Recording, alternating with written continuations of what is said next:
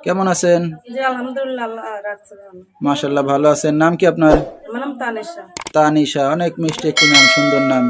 তানিশা, খাওয়া দাওয়া হয়েছে সকালে? জি করছি।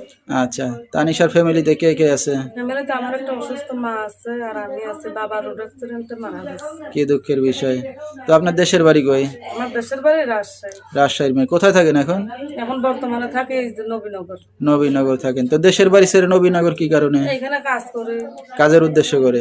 দেশের বাড়িতে জায়গা জমি সম্পত্তি আছে কিছু? হ্যাঁ অল্প কিছু আছে। অল্প কিছু, বেশি নাই? না, আচ্ছা আচ্ছা।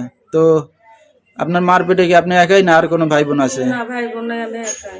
আচ্ছা, তো কি করতেছেন এখন বর্তমানে? এখন বর্তমানে বাসা বাড়িতে কাজ করি। কয়েকদিন পার্লারের কাজ করলাম। পার্লার কাজে যেয়ে বেতনে পোষায় না। এই কারণে আবার বাসা বাড়িতে কাজ বাজ শুরু করছেন। লেখাপড়া কত দূর করছেন? 6 পর্যন্ত পড়ছি। লেখাপড়া তো ভালোই করছেন। বিয়ে শাদী হয়েছে? বিয়ের সাথে অনেক ঘোরাইছে। বিয়ের সাথে এখনো বসে নাই। যৌতুক চায় মানুষে। আমার যদি পায় তাহলেই সারাটা জীবন কাটাইবে।